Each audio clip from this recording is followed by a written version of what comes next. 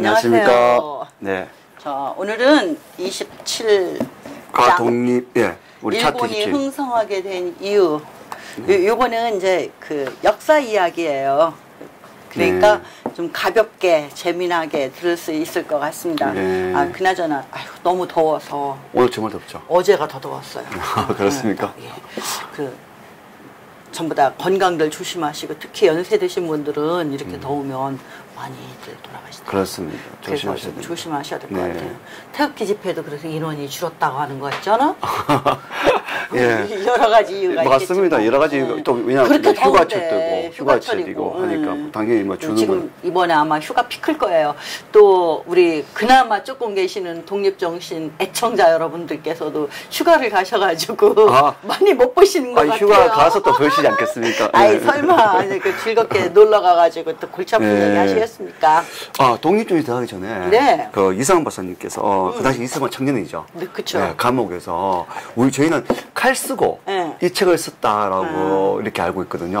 거기에 대해서 한번 말씀 좀 해주십시오. 칼 쓰고는 아니고, 예. 그러니까 처음에 수감돼가지고 예, 한번 탈출을 기도하잖아요. 그러니까 처음에 이제 수감됐을 때는 칼 쓰고 격식제니까. 예, 족쇄 차고 그렇게 고생하고 있었어요. 네. 그때는 그래서 이게 보면은 이승만 박사의 비망록 같은 거 보면은 성경책을 읽을 때 그 옆에 있는 네, 죄수가 이렇게 넘겨주고 네, 그랬다. 네. 근데 이거는 지금 1904년에 쓴 거거든요. 네. 그러니까 이제 1904년 8월에 이제 출소를 하게 되잖아요. 네. 이승만 박사가. 네. 그러니까 수감 생활 말기라고 봐야 되겠죠. 거의. 네. 이제 러일 전쟁 일어나면서 이 책을 쓰기 시작했으니까 그때는 칼 쓰고 쓴 게 아니라 자유로운 상태였습니다. 감옥 안에는 있었지만 그리고 또 그 사이에 많은 선교사들이 이승만 박사를 후원하고 뭐 매일 교대로들 와서 면회도 오고 와서 책도 넣어주고 뭐 여러 가지 필요한 것들 또 이렇게 챙겨주고 이러니까 네. 감옥 안에서 감옥에 있는 이제 간수들도 직금으로 말하면 간수죠. 네. 교도관들. 함부로 하지 못하는 상황 이렇게 네. 왜냐하면 그 선교사들이 이렇게 관심을 가지고 있고 더군다나 또 그때 당시에 선교사들 가운데는 일부 고종 왕자하고 그 왕실하고 네. 또 관계가 있는 뭐 이런 사람들도 있었잖아요. 그리고 그분들이 대부분 재중원이라든가 뭐 이렇게 우리나라 근대 의료 기관이나 학교 같은 거를 네. 설립해서 운영하고 했기 때문에 이제 그런 상황이고 그리고 또 이제 더 중요한 거는 그 감옥서장의 김영선이라고 네. 나중에 이분을 이 감옥서장으로 바뀌는데 이 사람 자체가 개화파한테도 굉장히 좀 뭐라 그럴까 좀 온건적이었고 이승만에 대해서도 상당히 그 호의를 베풀었거든요. 네. 그래서 그 청년 네.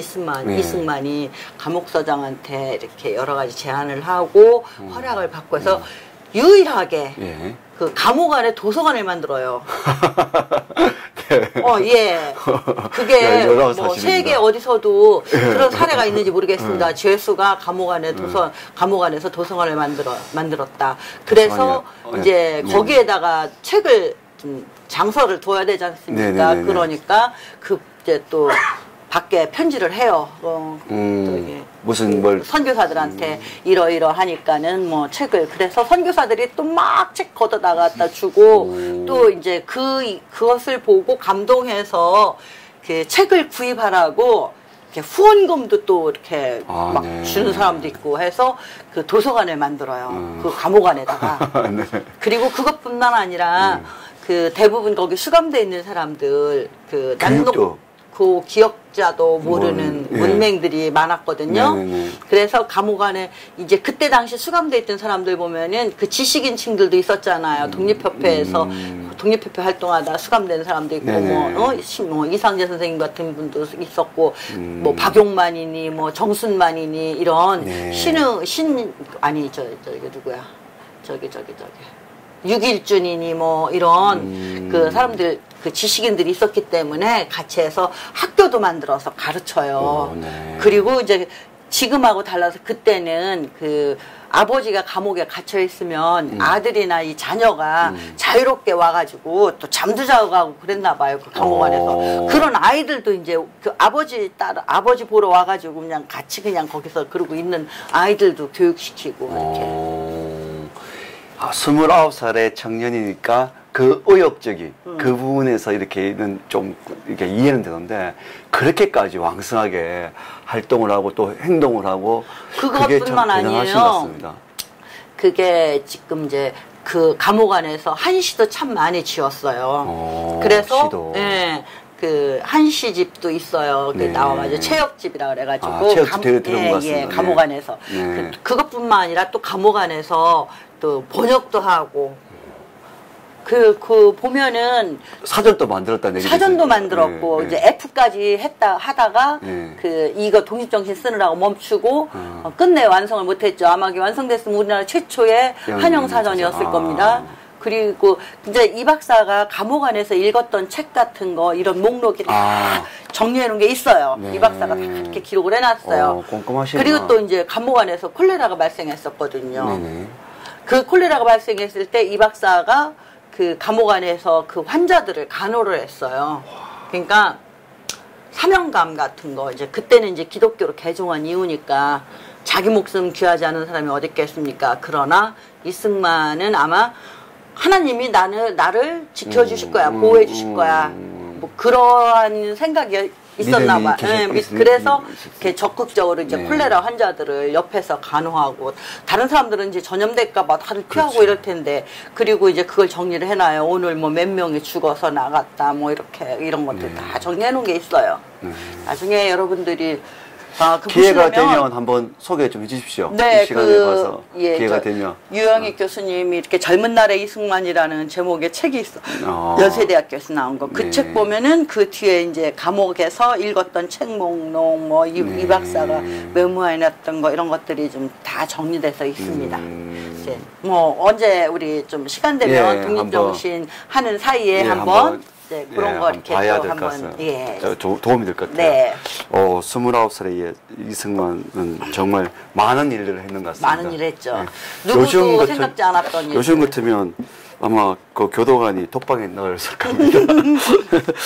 자, 이제 우리 차트 27 일본이 형성이 된 이유를 한번 달려보겠습니다. 이걸 쓰면서 그 보면은 이 박사가 원문 쓴 걸 보면은 상당히 일본을 부러워했던, 그러니까 이 독립정신을 보면요, 그 전반부 쪽에서는 그 당시 이승만뿐만 아니라 그 당시의 지식인들이 다 일본을 부러워했고, 일본을 흠모했고, 일본을 동경했고, 막 이랬어요. 왜 그러냐면, 우리나 일본이나 사실은 일본은 우리보다 더 문화적으로 뒤떨어졌던 나라였는데 우리나라에서 문화가 전수돼가지고 발전됐잖아요. 삼국시대에. 이제 그런 것도 있는 데다 대고 어떻게 우리가 더 외국이라고 끊임없이 일본을 폄하하고 그랬는데 우리보다 먼저 서양 문물을 받아들여서 저렇게 부강하게 강성하게 됐잖아요. 그러니까 그때 당시에 우리 조선의 이 지식인 청년 지식인들이 볼 때는 상당히 부러운 거예요. 저 일본을 우리가 본받아야 돼. 일본도 저렇게 했어. 우리도 저렇게 해야 돼. 그랬을 것 같아요. 네. 저도 그 당시에 만약에 살았다면 똑같은 우리 예를 들면 같은 피부에 이렇게 큰 차이가 없지 않습니까? 이렇게 보면. 그리고 우리보다 못했잖아요. 그러고 맞습니다. 그것이 계속 조선시대에도 내내 외놈 그랬잖아요. 우리보다 좁고 그렇다고 해서 이렇게 하대하고 그랬는데 아니 어느 날 우리보다 더 잘 살게 됐고 더 부강하게 됐어요. 잘 사는 건 힘이 가지니까. 그러면 그게 뭐냐. 그러니까 저 지식인들이 봤을 때는 자 서방 문물을 받아들여서 저렇게 부강하게 된 거 아니냐. 일본도 하는데 우리는 왜 못하냐. 그렇죠. 그러니까 그게 상당히 일본의 우호적이었다고요. 생각들이. 이승만뿐만 아니라 그 당시 지식인들이. 그러니까 보면은 그 김옥균의 갑신정변 이제 구한말에 우리 개혁운동도 그랬지 않습니까? 뭐 김옥균 같은 갑신정변 이런 것들 네. 그게 다 일본의 도움을 받고 일본을 모방해서 하는 것들이었잖아요. 그만큼 지식인들이 일본에 대해서 호의적이었었거든요. 네. 그래서 이 지금 일본이 흥성하게 된 이유 이 챕터에서도 보면 굉장히 많이 이 박사가 그 일본을 부러워해요. 네. 일본 국민성을. 자, 한번 보실까요? 네네. 자, 일단 이제 일본 국민들의 그 성품, 예, 성품이 남대로 남에게 이렇게. 지기 싫어하는 성품, 이걸 굉장히 부러워하고 있어요. 이게 지금 남이라는 건 일본의 사람들의 성품을 보았을 때, 일본 사람들의 성품은 일본 사람들이 다른 사람한테 남한테 지는 걸 싫어하는 거야. 예. 그러니까 남이라는 건 이제 다른 나라 다른 사람 나라. 막 이런 네. 것들 여러 가지. 자, 한번 읽어볼까요? 예. 강인하고 무기를 소중히 여김. 일본이 그 통일된 지가 얼마 안 됐잖아요. 그 많은 섬나라인데도 정말로 끊임없이 그렇죠. 막부 시대에 붙어 있어요. 그러니까 영주들 이렇게 정말 봉건 사회였잖아요. 그래서 이제 끊임없이 그 각 번들끼리 싸웠잖아요.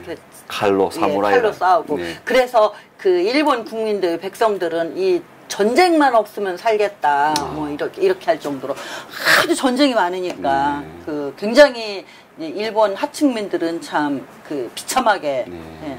그러니까 우리 조선은 농업국가였지 않습니까? 네, 순전히. 네. 그런데 그 일본은 산세도 그렇고 여러 가지 또 이렇게 이 영주들이 그 영지를 가지고 그렇죠. 그 안에서 사는 사람들은 뭐 거의 뭐 이렇게 뭐 노비는 아니지만 하여튼 그런 정도로 좀 자기들이 다 다스렸죠. 예. 영주가. 그러다가 이제 또 만약에 전쟁에서 지면은 그 영토를 또 다른 번의 영주가 또 기소한다든지 예, 그러니까 굉장히 비참하고 어려운 삶을 살았죠. 그래서 나중에 이제 이게 일본이 통일되면서 어차피 누구냐 히데요시 예, 그러면서 좀 나아졌죠. 그러니까 일본 사람들은 이렇게 정착해서 우리나라처럼 농사를 짓고 이렇게 살질 않았기 때문에 스스로 막 어떻게 보면은 자기를 스스로 지켜야 되고 이런 것들 때문에 굉장히 강인했었던 것 같아요.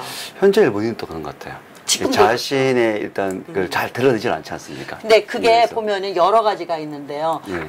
일본이 섬나라였잖아요. 네, 네. 그래서 섬나라라는 지리적 특성이 외부의 침략으로부터 보호를 한 거예요, 일본을. 우리는 끊임없이 대륙에서부터 계속 공격을 받았잖아요. 그렇죠. 그러니까 수도 없이 외침을 받고 밑에서는 바다 건너 일본이 쳐들어오고 이랬지만 일본은 섬나라이기 때문에 자기들의 고유한 특성을 좀 그대로 유지할 수가 있었던 것 같아요. 예전에 그 조선시대 때입니까? 그 중국이 일본을 한번 치러 갈 때마다 3번인가? 제가 알기로는 그렇게 하는데 태풍을 만나가지고. 예. 전복돼서 실패하고. 그러니까는 우리처럼 그렇게 직접적으로 대륙하고 연결되지 않았기 때문에 상대적으로 일본은 많이 보호가 된 거죠. 그렇죠. 환경이, 자연 환경이 보호가 된 거죠. 그러니까 영국하고 같은 비슷한 예라고 보죠. 그러니까 영국 같은 경우에도 자기들이 막 침략하러 일부러 배 타고 나가서 유럽 대륙으로 가가지고 뭐 칼레 전투니 뭐 이런 걸 했지만 또 영국 영토를 침범하겠다고 배 타고 일부러 와서 하기는 초반에 초반에 이제 영국이 왕조가 뭐 자리 잡기 이전에 그때 빼놓고는 거의 없었잖아요. 그래서 보면은 영국도 특색이 그대로 많이 남아 있잖아요. 영국적인 특색이. 네, 그런 게 섬나라의 경우는 이제 그러한 또 이점이 또 있겠더라고요. 이제 이렇게 되다 보니까 오로지 옛날에는 더욱이 왜 이웃 나라들하고 통상이나 이런 것이 드물었지 않습니까? 네. 특히 이 섬나라 같은 경우에는 정말로 힘들었죠. 그러니까 옆에 있는 한 조선이나 뭐 이런 데하고 이제 했지만은 이제 그러다 보니까 외부하고 단절된 상태니까 자기중심적인 국민성을 막 키우게 된 거죠. 뭐 내가 제일이야. 주변에 없잖아. 나밖에 없잖아. 우리밖에 없잖아요.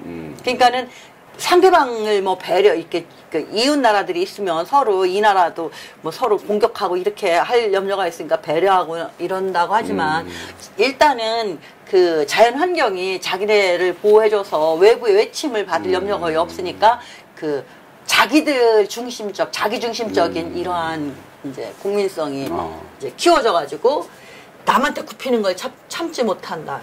그러니까 그게 뭐냐면 보면요. 제가 몇 년 전에 우리 우남 아카데미 대학생 애들 데리고 하와이 이승만 박사 네. 유적지 이렇게 네, 여름이면 이제 탐방을 가는데요. 우리가 이제 묵었던 호텔에 일본 학생들이 같이 묵게 됐었어요. 근데 네. 얘네들이 수학여행을 와요, 하와이로. 네. 근데 걔네들이 와가지고 이제 막 우는 거야. 억울하다고. 조금만 더 잘했으면 하와이가 일본 영토가 될 수 있었을 텐데.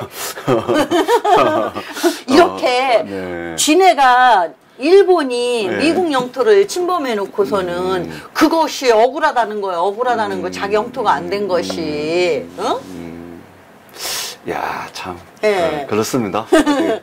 그래요. 남에게 패배하거나 굴욕을 당하면 스스로 배를 갈라 죽는 하리길이라는 잔인한 풍속이 있다. 참 이거 정말 이 자살 보통 자살하려면은 그 용기가 대단한 겁니다. 저는. 그러니까는 아니면은 뭐 약에 그냥 막 흠뻑 취해서 예. 하든가. 그런데 자기 배를 스스로 자기가 갈른다는 거 이것도 약 먹고 죽는 것도 아니고 스스로. 예. 네. 그게 근데 일본 사람들은 그 당시에는 뭐 다반사였으니까요. 뭐 2차 대전 때는 그렇지 않습니까? 그러니까요. 황제를 위해서 가미가지 네. 특공대 이런 경우에는 뭐 그냥 갖다 박아버리니까. 근데 이제 뭐 또 얘기를 들어보면은 저게 그렇게 잔인한 게 아니라고 또 그래요. 아, 본인들은? 이게 왜냐면 깨끗하게 죽는 거라고 이렇게 할복하는 순간에 고통을 덜어주기 위해서 뒤에서 목을 친대. 네. 보면은 제가 이제 사진 보여드릴 거예요. 보세요. 여기 뒤에 들고 서 있잖아요. 네. 이렇게 여기 앉아서 지금 배를 이제 긋는데 그거와 동시로 이제 이렇게 이제 고통을 못 느끼게. 네.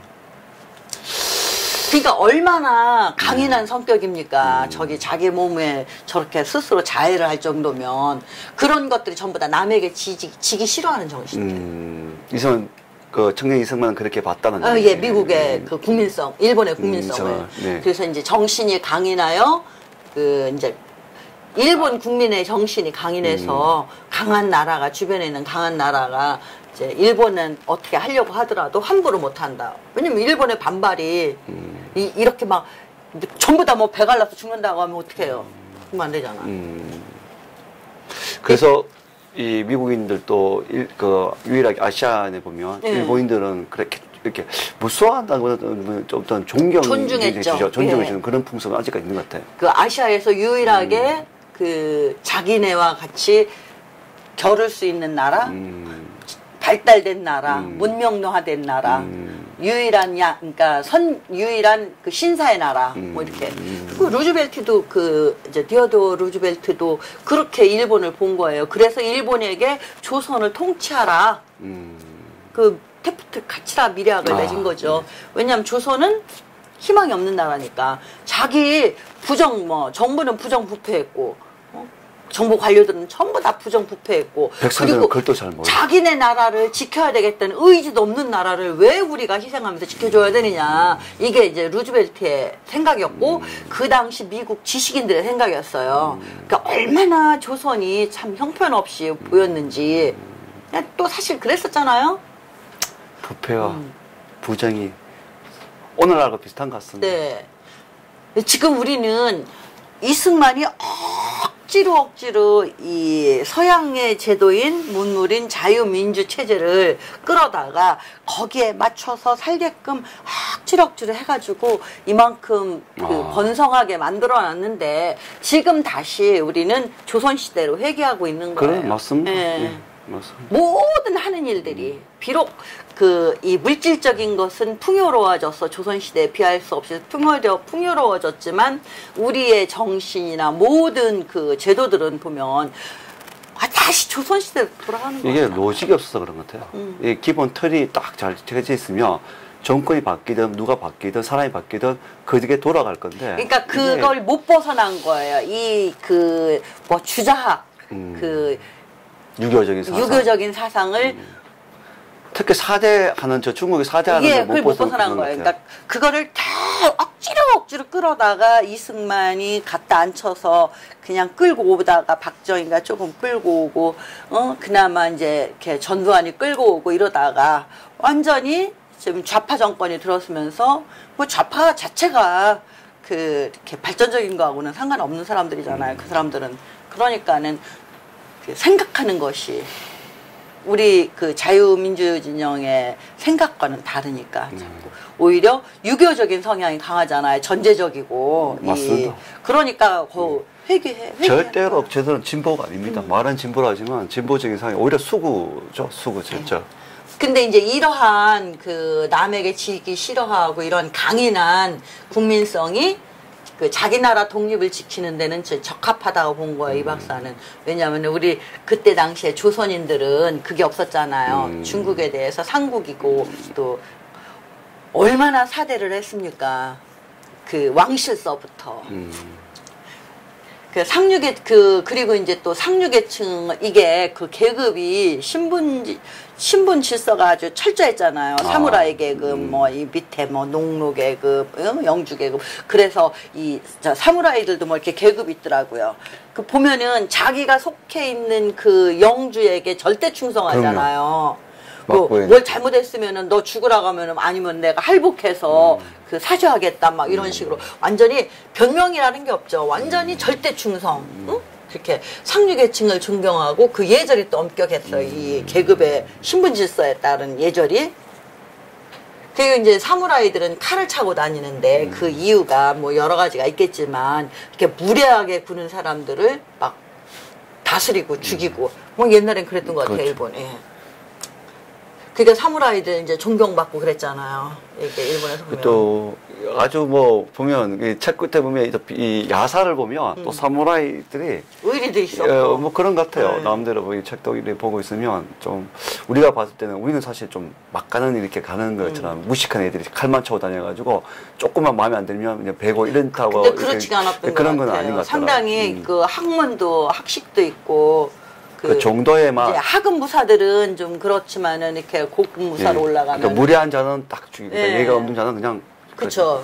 그러니까 이제 그 계급 질서가 아주 철저하게 네. 이렇게 그 자리 잡았던.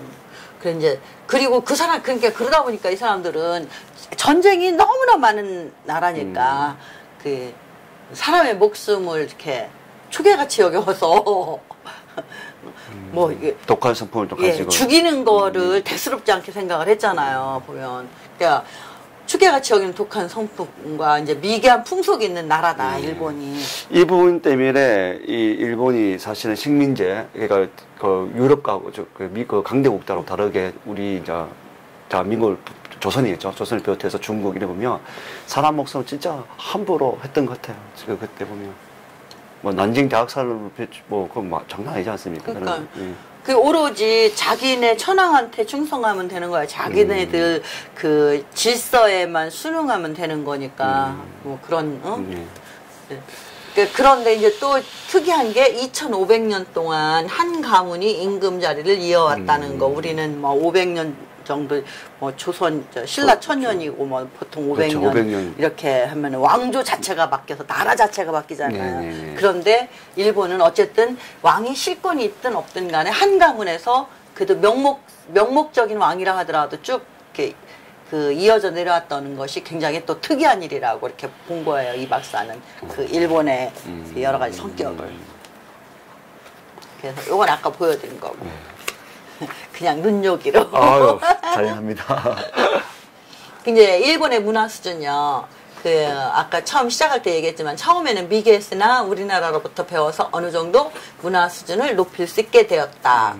그러니까 우리 맨날 배웠잖아요. 백제 왕인이 건너가서 그렇죠. 일본 왕자 가르치고 뭐 금동불상도 만들어주고 그게 일본의 문화재다. 뭐 이렇게 스승이 되어서 노노 천자문 뭐 이런 책들 그렇죠, 책도. 가르쳐주고 또 가나도 만들어주고 그래서 그때부터 문자를 사용하게 됐대요. 그러니까 저게 이제 백제니까는 삼국시대죠. 그렇죠, 삼국시대죠. 뭐 불교도 전해주고 뭐 저거는 우리 다 배워서 아는 그렇죠. 거잖아요. 그 국민학교 역사 시간만 되면 저거 나올 거령. 소순이 왕 때 뭐 같은 거 뭐 이렇게 다 얘기하는 거 아닙니까? 저게. 그 후에 이제 뭐 각종 의술 뭐 달력 만드는 법, 천문 보는 법, 악공, 질그릇과 기와 굽는 기술, 간장, 술, 옷 만드는 법 모든 걸 다 가르쳐 준 거예요. 우리나라에서 전수해 간 거예요.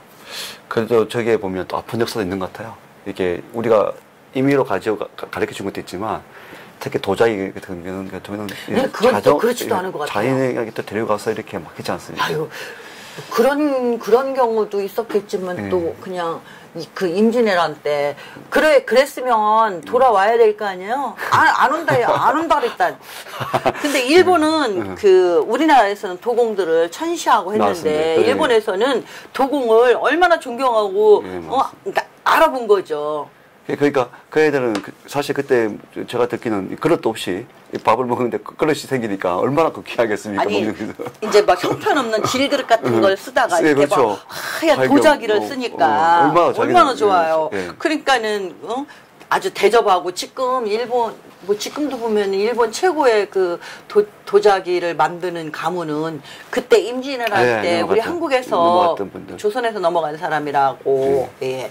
그러니까 일본은 보면 기업이요. 막 몇백 년 된 기업이 수두룩하잖아요. 그렇죠. 막 가압으로. 1000년이 넘은 기업들도 있고 뭐 서양에도 이런 기업은 없을 거예요. 그렇게 일본은 어떤 한 분야에서 오래 하는 거를 오래 하고 그 분야에서 뛰어난 장인을 존중할 줄 알았던 거예요. 그러니까는 그 1000년씩 뭐 몇백 년씩 되는 기업들이 나올 수 있는 거 아닙니까? 이건 그런 부분은 우리가 좀 배워야 돼요, 정말. 그쵸. 엄청 배워야죠. 우리는 산업공상이라 그래가지고 굉장히 무시하고 천대했지만은 일본은 이런 장인들을 존중할 줄 알았기 때문에 몇백 년 기업이 나오는 거 아닙니까? 좀 그런 부분은 좀 안타까워요, 정말. 그리고 이제 일본의 정치제도요. 각 지방에 제후를 두어 토지를 나눠주고 그 지방을 다스리는 권한을 준다. 이제 봉건제죠. 그리고 관백이라는 직책이 있어 임금의 권한을 대신한다. 그러니까 임금이 있긴 있었는데 관백이. 임금은 이제 실질적인 권한이 없고 그냥 명목상의 임금이었고 그 실질적인 권한을 누리는 거는 이 관백이라는 직책이죠. 그러니까 임진왜란도 이제 관백인 토요토미 히데요시의 단독 결정으로 일어난 전쟁이지 그 천황과는 관계가 없었다. 임금은 실질적 권한은 없고 지위에 불과하다. 이렇게 아까 좀 전에 말씀해 주신 거. 예, 임진왜란 또 관백인 토요토미 히데요시의 단독 결정으로 일어난 전쟁이다. 이제 그 임진왜란 이후에 조선과 일본이 이제 강화를 해요. 전쟁을 하고 나면 이제 강화를 하잖아. 서로 이렇게 우리가 평화롭게 살자, 싸우지 말고. 이제 그렇게 하고서는 이제 부산에 거류지를 정해서 일본인이 와서 살게 해요. 그리고 조선 조정은 매년 10만 냥의 경비를 지출했대요. 그 거류지를 위해서. 근데 이것이 1869년에 폐지됐다고 합니다. 그러니까 일본이 그 메이지 유신 이후에 이제 그럼 한 300년 정도는 계속 유지했던 거네요. 그렇죠. 조선이 1352년에 건국됐고 1592년에 1992년에 임진왜란이 일어났으니까 한 300년은 계속 유지했던 거. 그 다음에 이제 일본이 개항을 했잖아요. 뭐 일본도 뭐 스스로 개항한 건 아니지만, 그렇죠. 예, 그 미국의 페리 제독이 그 검은 배, 쿠로훈에라고 하죠. 검은 배. 네. 이게 철선이니까 까만 거를 보고 그 처음 보는 거 시커먼 것이 바다 위에 떠 있으니까 얼마나 놀랬겠습니까? 그 미개한 저 사무라이들이. 근데 이제 서양이 가끔 일본의 통상을 요구했지만 이제 일본도 우리처럼 이렇게 거절을 하죠. 그러다가 어머나 나 저거 잘못 썼다. 1853년. 예, 죄송합니다. 미국이 이제 군함을 보내서 통상을 강요하자. 마치 못해서 그쵸, 뭐 개항했죠. 힘이 이제 딸리니까 부족하니까 개항을 했죠. 이제 개항을 하고 난 다음에 일본에서 사신과 학자를 뭐 서양으로 보내요. 미국으로도 보내고. 그런데 이제 보니까 이제 그 나라 형편들을 보려고 가는 거야. 가서 보니 자기들이 우물안 개구리였죠. 그리고 나서 얼마나 유럽이나 미국이나 이런 국가들이 부강한 나라인지 그리고 얼마나 발달된 나라인지 이걸 본 거예요. 충격을 받은 거죠. 그리고 나서 그 사람들이 이제 유럽 사람들이 일본에 오는 거 마찬가지예요. 그 선교사가 우리나라에 오는 거 이승만 박사 그러잖아요. 우리를 해치려고 하는 것이 아니라 통상을 하기 위해서라는 거. 일본 사람들 그거 알게 된 거죠.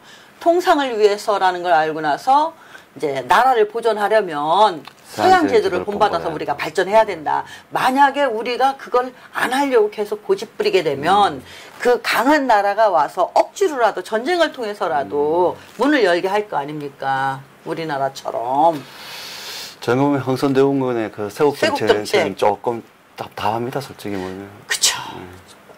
많이 답답하죠.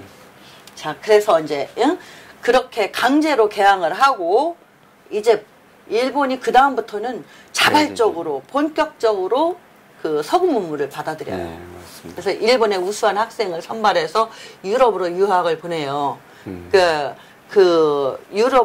유럽이나 미국으로 유학을 간 사람들이 거기에서 그 발전된 서구 문물을 보고 우리나라가 우물안 개구리였구나.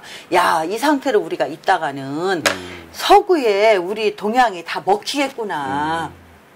그래서 정말 위태하구나 지금 때가. 이걸 이제 알게 되는 거예요. 그러니까 일본뿐만 아니라 우리 동양이 다 위태롭다 지금. 이 상태로 우리가 발전을 못하고 이렇게 이 상태로 있게 되면은 어느 날에는 저 서구 문물이 다 와서 우리를 점령할 것이다. 네. 그러니까는 학생들이 막 서둘러서 돌아오는 거예요, 일본으로. 그러니까 이제 왜 그렇게 빨리 가느냐. 그러니까 내가 이것을 다 보고 내 눈으로 봤는데 이렇게 위태한데 얼른 가서 우리나라 사람들한테 알려줘야 된다. 그래서 우리도 서양 문물 받아들여서 발전 문명 부강한 나라가 돼야 된다. 그래서 서양에 뭐 이렇게 침노를 당하지 않게 방비를 해야 된다. 뭐 이래서 이제 오는 거죠. 그래가지고 그 유학생들이 와가지고 이제 봉건제도를 타파해요. 예. 그리고 각 봉건 영주의 권력을 이제 중앙정부에 돌려보내죠. 이렇게 왕에게. 사실 이제 그렇게 그래서 도쿄 왕 천황한테 이게 보내잖아요. 그 막부들이 그때 막 서로 이게 개항을 찬성하는 막부, 반대하는 막부 이렇게 또 막 안에서 내전처럼 엄청난 싸움도 일어나고 우리 잘 즐겁게 보는 그 일본 드라마 있잖아요. 사카모토 료마 나오는 거나 그것도 또 누구야? 무슨 번? 아이고. 어디 지금 그 방영하고 있는 거 아닙니까? 아니면 앞전에 아니 그 전에 옛날에 한 거. 예전에 한 거. 네. 그 일본의 개항에 앞장섰던 그 서구 문물을 받아들일 때 앞장섰던 젊은이들. 이렇게 해서 이제 황실을 높이고 그 실질적인 권한을 주게 되니까는 이제 중앙 집권제가 되겠다. 그죠? 예, 그렇게 돼서 이제 권한을 주고, 그 다음에 이제 막부 정치 때 있던 약점들, 막부 시대의 약점들, 기존 정치제도 약점을 제거하고 점진적으로 새로운 이제 서구식 정치제도를 도입을 하죠. 근데 이제 우리나라도 마찬가지지만 일본도 저렇게 개화된 사람들이 있는가 하면 그 수구파들이 있어요. 지키려고 하는 사람들 있죠. 개혁을 강력하게 반발하는 수구파에 의해서 또 한바탕 이제 내전이 일어나고 개화파들이 이제 살상되고 또 수구파들이 권력을 잡게 되니까 반역자로 몰리고. 예. 그런데 이제 일본 메이지 왕이 상당히 영특하고 또 과단성도 있고 이런 왕이었던가 봐요. 그러니까 사태의 중요성을 깨닫고 이 반역자로 몰린 개혁파 인사들을 사면해서 중요한 자리에 등용하고 이제 수구파를 몰아내버리는 거예요. 일본은 또 저렇게 또 하나의 복된 또 지도자를 만나는 거죠. 그렇죠. 그렇게 해서 정리가 되면서 이제 그 다음부터는 순풍에 돛단 듯이 서구 문물을 배워서 자기 일본화해서 그 일본을 강성하게 만드는 거죠. 그래서 청일전쟁도 하고 러일전쟁도 하고 해서 이기는 거 아닙니까? 그러니 서양이 다 놀랄 수밖에 없죠. 그렇죠. 그 거대한 청나라를 어떻게 일본이 이길 거냐, 조그만 섬나라에서. 러시아도 마찬가지죠. 네, 뭐 그랬는데 상상을 뒤엎는 그런 놀라운 일이 이제 그렇게 하면서 헌법을 채택을 해요.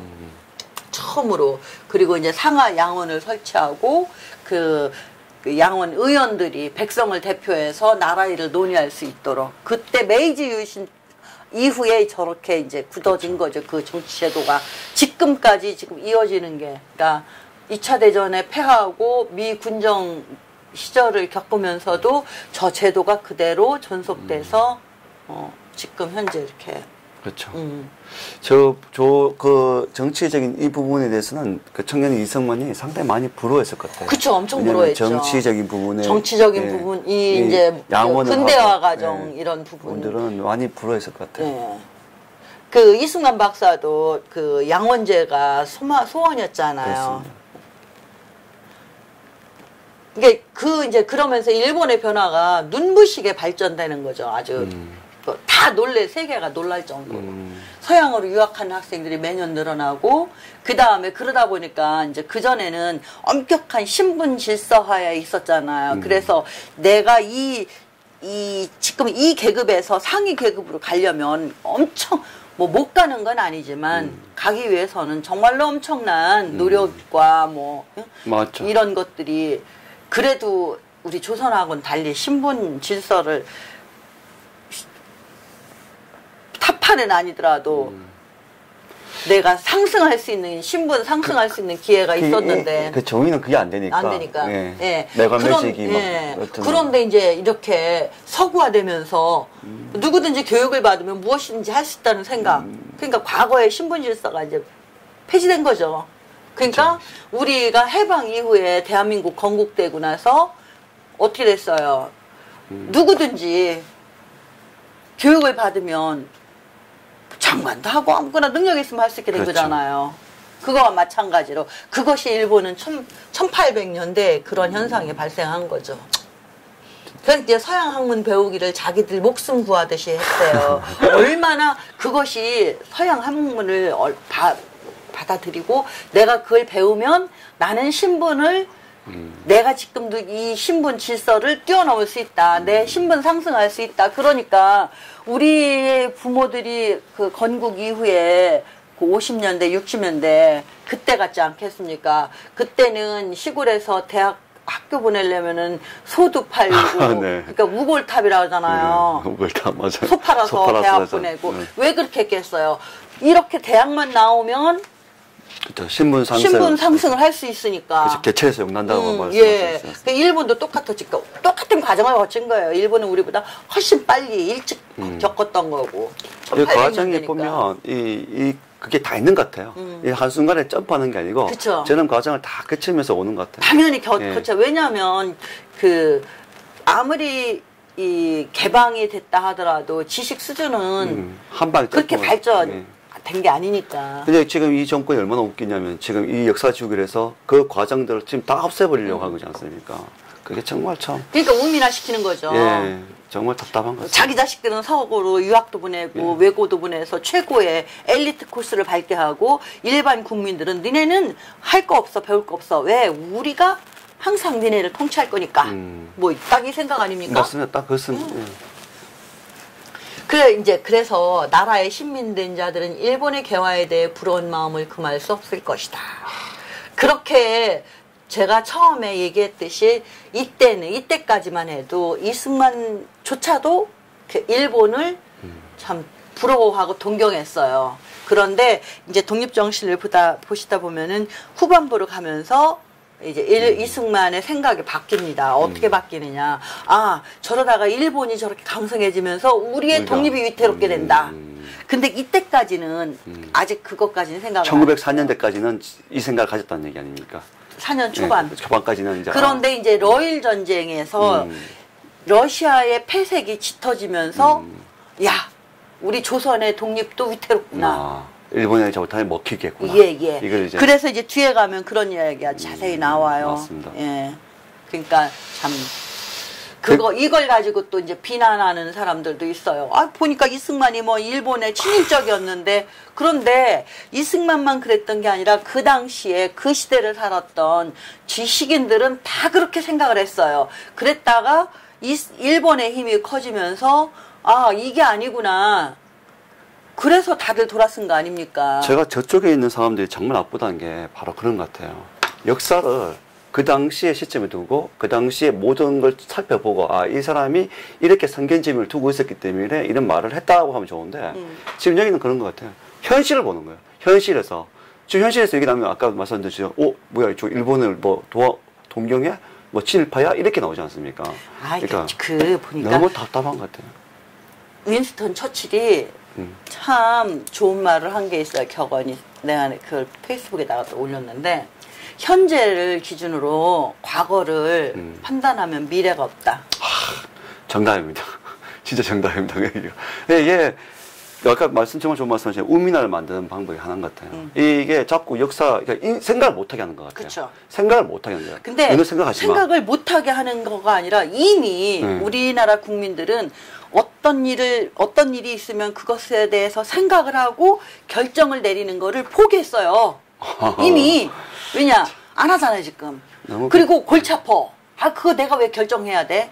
그냥 누가 결정을 대신 해주면 그냥 따라가는 거야. 그런 팽배한 건 맞는 것 같아요. 지금 그러잖아요. 특히 젊은 친구들은 자기가 손해를 안 보면 지금 나라가 어떻게 되든 말든 상관 안 하겠다. 왜? 난 생각하고 싶지 않아. 그리고 그걸 내가 생각해서 결정을 하면은 내가 책임을 져야 되잖아. 근데 나 그거 싫거든? 그러니까 누가 다른 사람이 대신 뭐 생각해서 결정해주면 나 그냥 따라갈게.